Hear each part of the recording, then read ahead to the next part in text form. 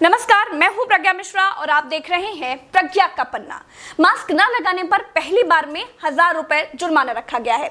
दूसरी बार मास्क न लगाने पर 10,000 रुपए जुर्माना रखा गया है। पूरा दिन सड़कों पर वसूली चल रही है। ठीक है, आपने अपनी तरफ से वसूली कार्यक्रम शुरू कर दिया है, लेकिन अस्पताल में बेड न मिलने पर सरकार पर कितना जुर्माना होना चाहिए?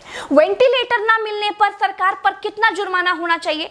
कोरोना टेस्ट न होने पर सरकार पर कितना जुर्माना होना चाहिए? शमशान में मुर्दा जलाने के लिए लकड़ियां न होने पर सरकार पर कितना जुर्माना होना चाहिए? शमशानों में दिन दिन भर मुर्दा जलाने की वेटिंग के लिए सरकार पर कितना जुर्माना होना चाहिए?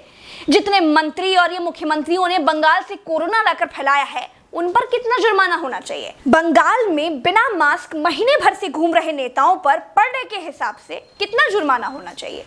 क्या सरकारों की कोई जवाबदेही बची है देश में? क्या सरकारों से सवाल पूछने वाला बचा है कोई देश में? क्या कोई पूछ सकता है कि 1 साल से देश कोरोना महामारी झेल रहा है, आपने पूरे देश में कितने नए हॉस्पिटल बनाए हैं? अगर नहीं बनाए तो क्यों नहीं बनाए हैं? क्या कोरोना आपदा में घिरे देश को 1000 करोड़ के नए संसद भवन की जरूरत थी? क्या देश को 300 करोड़ के नए बीजेपी दफ्तर की जरूरत थी? क्या देश को तत्काल 1100 करोड़ के राम मंदिर की आवश्यकता थी? मंदिर के लिए चंदा मांगा जा सकता है तो हॉस्पिटल बनाने के लिए भी सरकार चंदा मांग सकती थी, लेकिन अस्पताल बनाने की नियत नहीं थी। मूर्ति बनाने की नियत थी तो बना दी। सरकारों ने अस्पताल नहीं बनवाए। क्या इस देश की पब्लिक सरकारों पर कोई जुर्माना लगाएगी? क्या कोरोना आपदा में देश को कुंभ सजाने की आवश्यकता थी?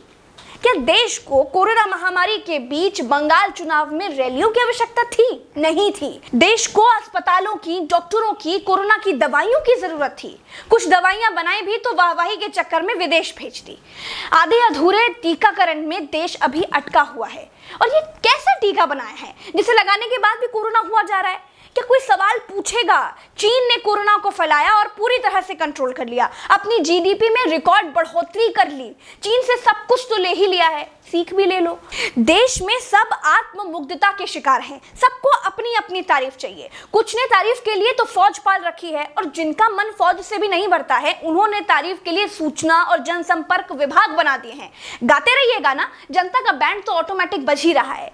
जिनके अगल बगल से कोरोना से लाशें नहीं उठी है ना, वो मेरी बात को नहीं समझ पाएंगे। जो कोरोना की पीड़ा से गुजरे हैं, जिन्होंने कोरोना से मरे हुए लोगों को शमशान में जलते देखा है, जिन्होंने कतार में लंबी लाशें देखी हैं, वो जान जाएंगे कि मैं क्या कह रही हूं और क्यों कह रही हूं। चलते हैं। राम राम, जय हिंद, दुआ सलाम।